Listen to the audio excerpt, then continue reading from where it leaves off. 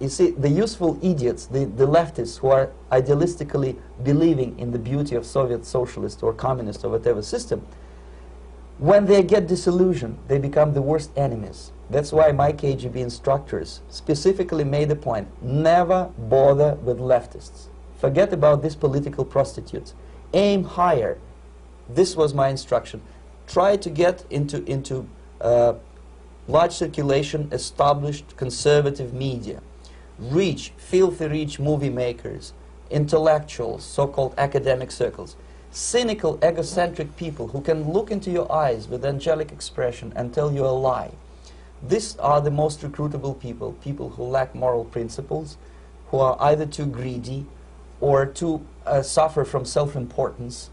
They feel that they matter a lot. These are the people who KGB wanted very much to recruit.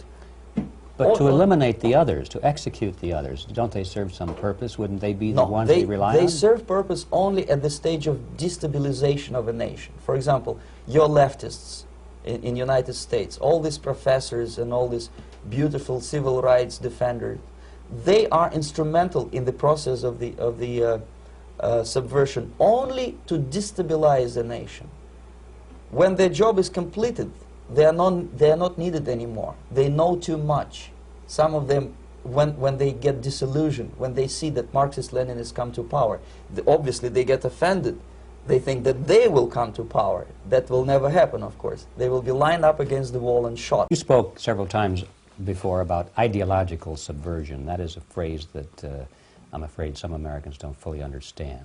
When the Soviets used the phrase ideological subversion, what do they mean by it? Ideological subversion is the process which is legitimate, overt, and open. You can see it with your own eyes. All you have to do, all American mass media has to do, is to unplug their bananas from their ears, open up their eyes, and they can see it. There is no mystery. There is nothing to do with espionage. I know that espionage intelligence gathering looks more romantic. It sells more deodorants through the advertising, probably. That's why your Hollywood producers are so crazy about James Bond type of thrillers. But in reality, the main emphasis of the KGB is not in the area of intelligence at all.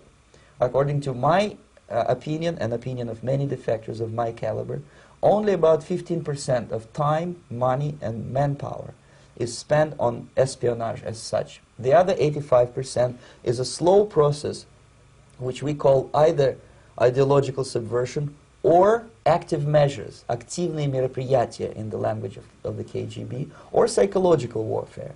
What it basically means is to change the perception of reality of every American to such an extent that despite of the abundance of information, no one is able to come to sensible conclusions in the interests of defending themselves, their families, their community, and their country. It's a great brainwashing process which goes very slow, and it's divided in 4 basic stages. The first one being demoralization. It takes from 15 to 20 years to demoralize a nation. Why that many years? Because this is the minimum number of years which requires to educate one generation of students in the country of your enemy, exposed to the ideology of the enemy. In other words, Marxism-Leninism ideology is being pumped into the soft heads of at least 3 generations of American students without being challenged or counterbalanced by the basic values of Americanism, American patriotism. The result you can see. Most of the people who graduated in the 60s, dropouts or half-baked intellectuals, are now occupying the positions of power in the government, civil service, business, mass media, educational system. You are stuck with them. You cannot get rid of them. They are contaminated. They are programmed to think and react to certain stimuli in a certain pattern. You cannot change their mind, even if you expose them to authentic information, even if you prove that white is white and black is black. You still cannot change the basic perception and the logic of behavior. In other words, these people, the process of demoralization is complete and irreversible. To get rid society of these people, you need another 20 or 15 years to educate a new generation of patriotically minded and common sense people who would be acting in favor and in the interests of the United States society. And yet these people who've been programmed and, as you say, in place and Yes. who are favorable to an opening with the Soviet concept, these are the very people who would be marked for extermination in this country? Most of them, yes. Simply because the psychological shock when they will see in future what the beautiful society of equality and social justice means in practice, obviously they will revolt. They will be very unhappy, frustrated people. And the Marxist-Leninist regime does not tolerate these people. Obviously they will join the links of dissenters, dissidents. Yes. Unlike in present United States, there will be no place for dissent in future Marxist-Leninist America. Here you can get popular like Daniel Ellsberg and filthy rich like Jane Fonda for being dissident, for criticizing your Pentagon. In future, these people will be simply squashed like cockroaches. Nobody is going to pay them nothing for their beautiful, noble ideas of equality. This they don't understand, and it will be a greatest shock for them, of course. The demoralization process in the United States is basically completed already. For the last 25 years. Actually, it's overfulfilled because demoralization now reaches such areas where previously not even Comrade Andropov and all his experts would even dream of such a tremendous success. Most of it is done by Americans to Americans, thanks to lack of moral standards. As I mentioned before, exposure to true information does not matter anymore. A person who was demoralized is unable to assess true information. The facts tell nothing to him. Even if I shower him with information, with authentic proof, with documents, with pictures, even if I take him by force to the Soviet Union and show him concentration camp, he will refuse to believe it until he is going to receive a kick in his fat bottom. When a military boot crashes his balls, then he will understand, but not before that. That's the tragic of the situation of demoralization. So basically America is stuck with demoralization, and unless, even if you start right now, here, this minute, you start educating new generation of Americans, it will still take you 15 to 20 years to turn the tide of ideological perception of reality back to normalcy and patriotism. The next stage is destabilization. This time, subverter does not care about your ideas and the patterns of your consumption. Whether you eat junk food and get fat and flabby, doesn't matter anymore.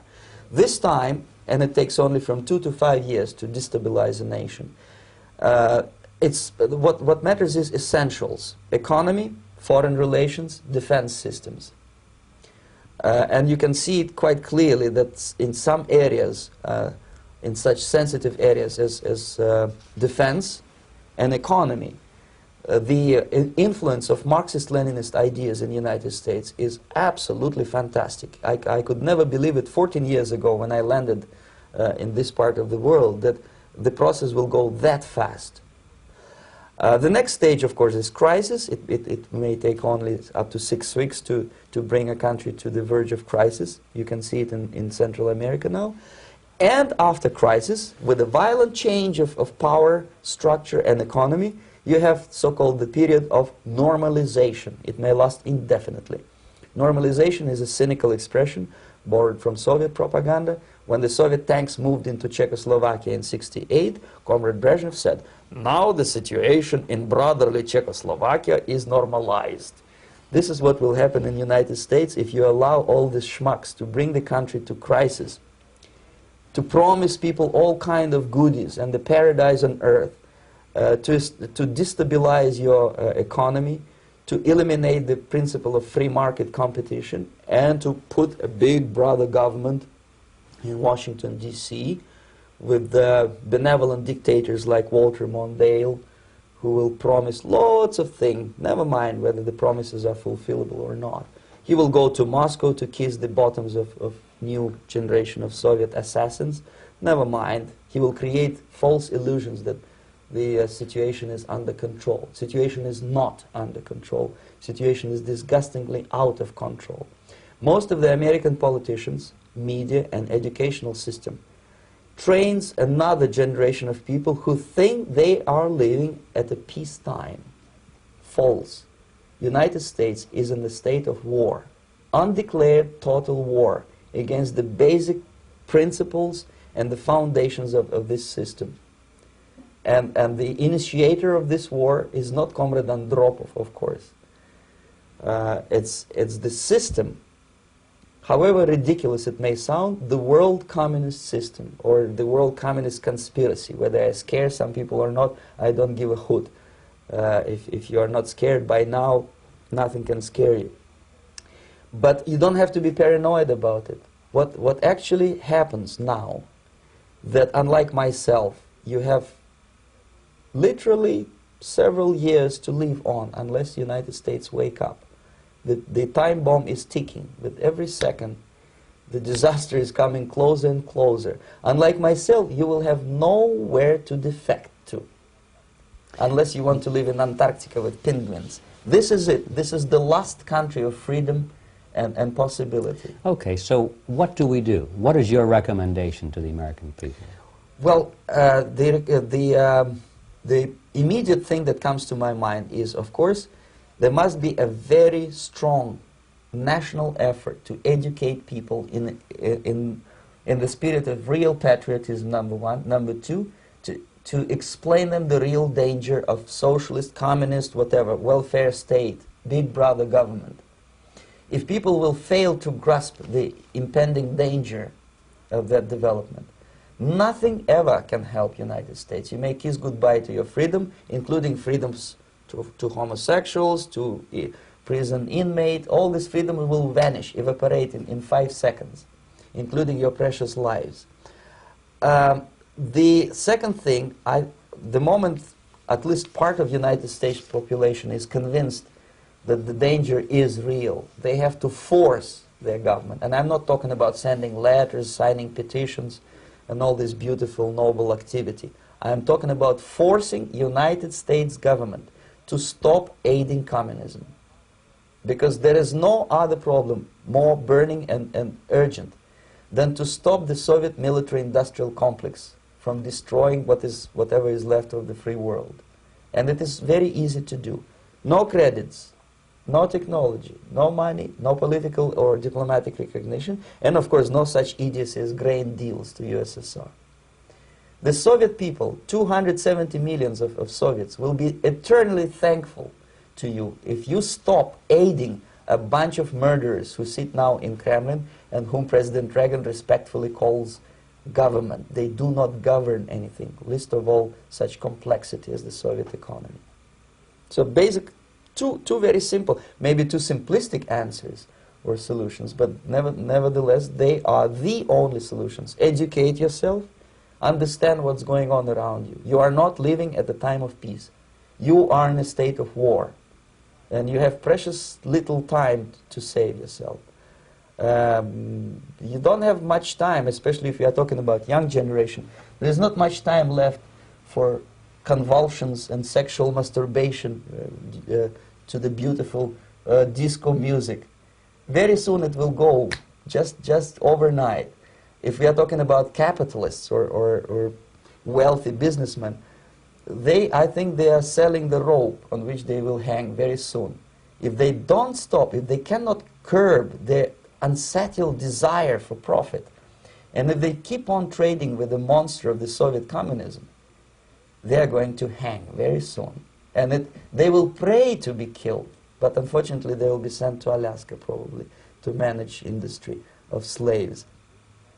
It's simplistic. I know it sounds unpleasant. I know Americans don't like to listen to things which are unpleasant. But I have defected not to tell you the stories about such idiocy as microfilm, James Bond type espionage. This is garbage.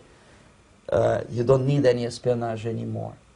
I have come to talk about survival. It's a question of survival of this system. You may ask me, what is it in for me? Survival, obviously, because unlike, as I said, I am now in your boat. If we sing together, we'll sing beautifully together. There is no other place on this planet to defect to.